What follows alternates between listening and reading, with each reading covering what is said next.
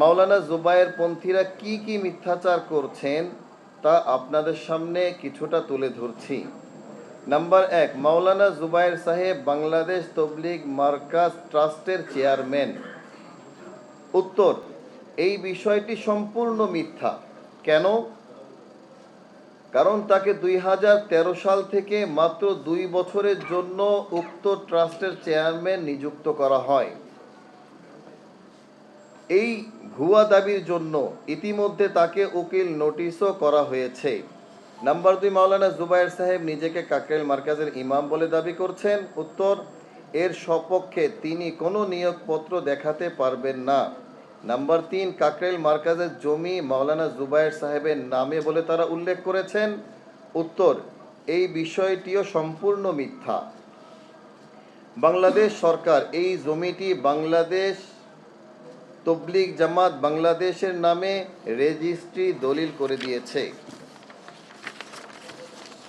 Number 4, মাওলানা জুবায়ের পন্থীরা এই জমির খাজনা ইত্যাদি দিয়ে আসছেন বলে তারা দাবি করেছেন। উত্তর, কথাটি সম্পূর্ণ মিথ্যা এবং বানোয়াট। সর্বশেষ খাজানা পর্যন্ত আমাদের নিজামুদ্দিনের অনুসারী সাথীরাই পরিশোধ করে আসছেন। যে দাবিগুলি আমরা করছি এর প্রত্যেকটা দাবির সপক্ষে আমাদের কাছে ডকুমেন্টস এবং দলিলাদি আমাদের কাছে রয়েছে। চাইলে আমরা আপনাদের কাছে সেগুলি হস্তান্তর করতে পারব। প্রিয় সাংবাদিক ভাইয়েরা, আপনাদের মাধ্যমে বাংলাদেশ প্রশাসন এবং দেশের আপামর জনগণকে স্পষ্ট করে আমরা বলতে চাই, কাকরাইল মার্কাজ নিজামুদ্দিনের বাংলাদেশ শাখা, এটির উপর সম্পূর্ণ অধিকার বিশ্ব মার্কাজ নিজামুদ্দিনের। দেশের আইন অনুযায়ী কাকরাইল মার্কাজ নিজামুদ্দিনের অনুসারীদের তত্ত্বাবধানে পরিচালিত হবে, এটাই স্বাভাবিক ছিল। তবুও যদি কেউ আমাদের সম্পদ এবং ন্যায্য অধিকার থেকে বাধা দেওয়ার চেষ্টা করে, সেটা হবে তাদের জন্য অনেক বড় ভুল সিদ্ধান্ত। এমনটা করার চেষ্টা করলে বাংলাদেশ থেকে আমাদের লক্ষ লক্ষ সাথী এক ডাকেই কাকরাইল মার্কাজে উপস্থিত হবেন।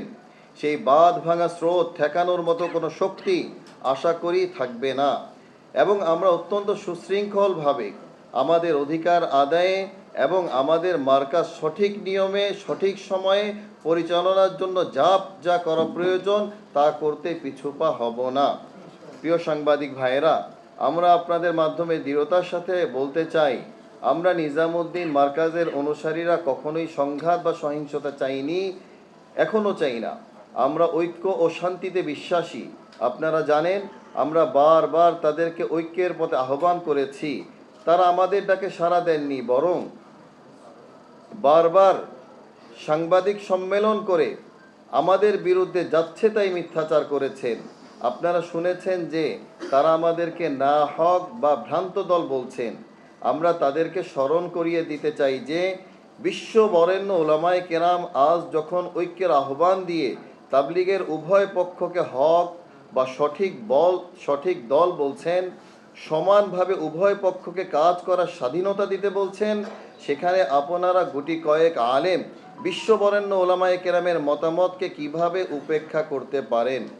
তারা আরেকটি মিথ্যাচার করছে যে আমরা ক্ষমতাচ্যুত বিগত সরকারের দোষর ছিলাম, অথচ এর সপক্ষে কোনো প্রমাণ তারা দিতে পারবেন না।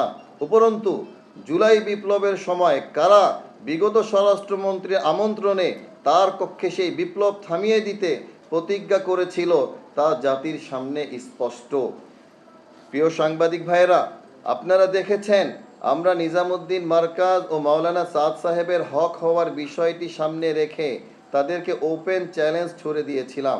তারা আমাদের সেই চ্যালেঞ্জকে গ্রহণ করার হিম্মত আজ অবধি দেখাতে পারেনি, কারণ তারা ভালোভাবেই জানেন বিশ্ব বরেণ্য আলেম মাওলানা আরশাদ মাদানী দামাত বারাকাতুহুম এবং মুফতি তকি উসমানী দামাত বারাকাতুহুম উনাদের মতামতের বাইরে কোনো যুক্তি তারা দাঁড় করাতে পারবেন না।